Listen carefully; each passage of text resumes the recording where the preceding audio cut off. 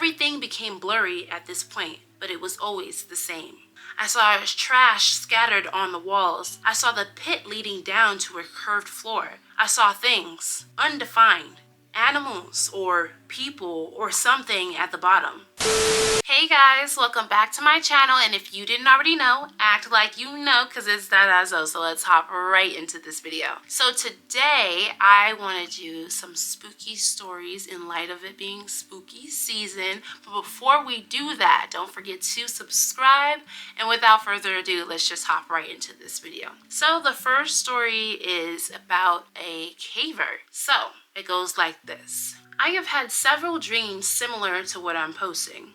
I've been a caver in Florida for about 13 years since I was about 6, and have been in a lot of caves. Never been afraid before this to go in one. When I was about 7 or 8 years old, I started having this reoccurring dream. I would have it at least twice a year, always the same, even though I would realize I was dreaming after the first few minutes. I would fall asleep and dream of being in a cave and going into this little hole in the bottom. Inside, I would see 10 to 15 foot long corridor about 2 to 4 feet high. That is giving Coraline. At the end, it would always turn left, and I always saw a bent red stop sign at the end, like someone ripped off the top 2 feet and tossed it in. But I would always follow the corridor.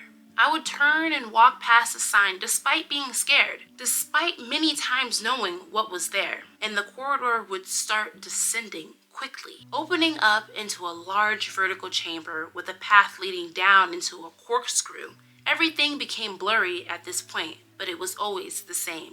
I saw trash scattered on the walls. I saw the pit leading down to a curved floor. I saw things, undefined, animals or people or something at the bottom, and I saw my family, each with one of the things, being tortured and killed every time, and I could never do anything. After I saw that, I would be stuck for a few seconds until I felt more than saw everything turn and look at me, and I would wake up. Not like a normal dream where you just drift to consciousness or a nightmare where you bolt up in fear, but like something pushed me out, like I wasn't supposed to be there. So I have this dream multiple times in a year until I turn 15. I did tell a friend about the dream before what happens next. My father decided to take us to some caves we'd never been before. Oh shit. One of which was Dog Drop. It was likely named so because someone either threw their pet in there or a coyote fell in and the body was never discovered. That's really sad. Dog Drop had a roughly 30-foot rappel straight down to enter. Oh, I said rappel? Rappel? Dog Drop had roughly 30-foot rappel straight down to enter. I went down with my brother while my father waited at the top. There was a hole in the ground. I started to feel uneasy, though I didn't know why. So I followed my brother into the hole.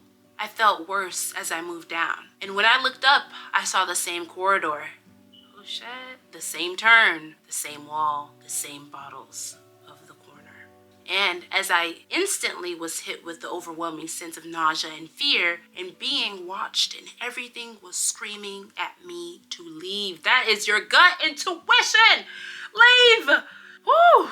I froze and must have made some noise because my brother turned around and asked what was wrong. I managed to say I wanted to leave now and climbed out as quickly as I could, followed immediately by my brother. We packed up and left, never gone back and never will. Good for you.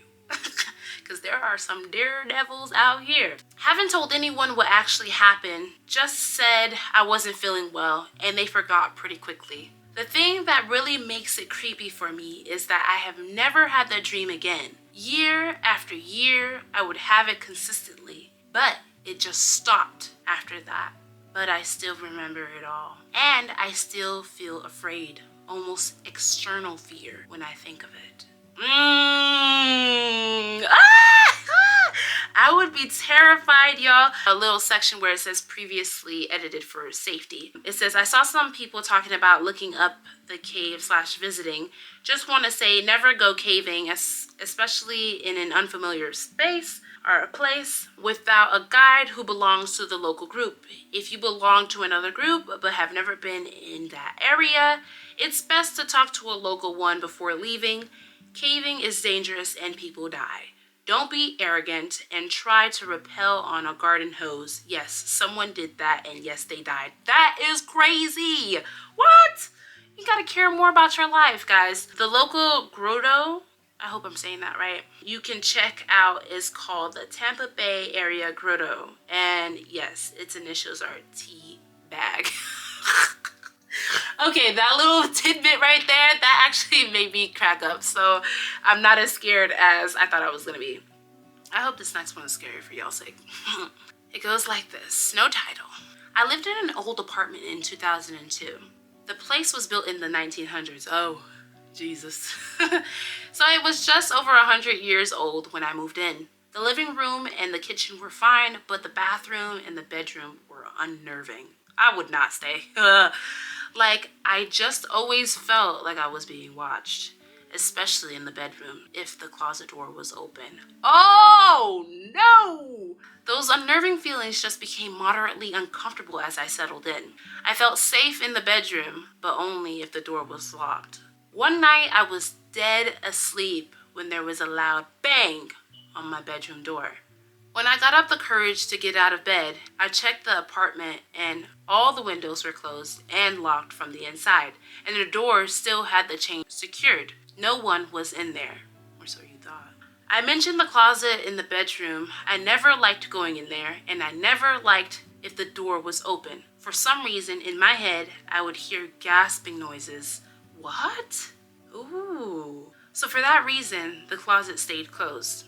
A month or more after I was awoken with the bang on my door, I was dead asleep, but something woke me up, and it was a pressure on me, like being held down. It was pitch black in my room. I couldn't see a thing, but I knew something was standing over me. When I could finally turn on the lamp beside me, no one was there. After then, I couldn't sleep in the dark.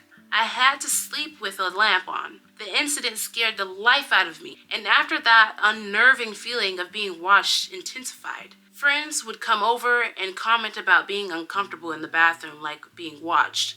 Girl, I don't know why. I'm just like, something in my head is just like, check for cameras, check for cameras, check for cameras. Friends would come over and comment about being uncomfortable in the bathroom, like being watched.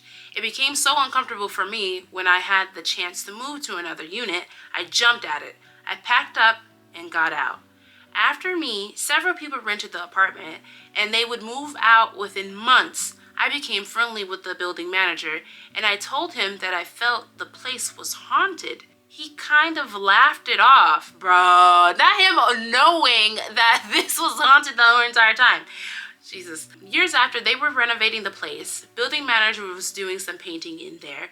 The building owner was there too. I went and checked out the apartment, and it looked nicer. It didn't feel as creepy. I got to talking with the building owner, and through the course of conversation, he just throws it out there that a former tenant committed an unaliving of themselves in the closet by hanging themselves. What in the world?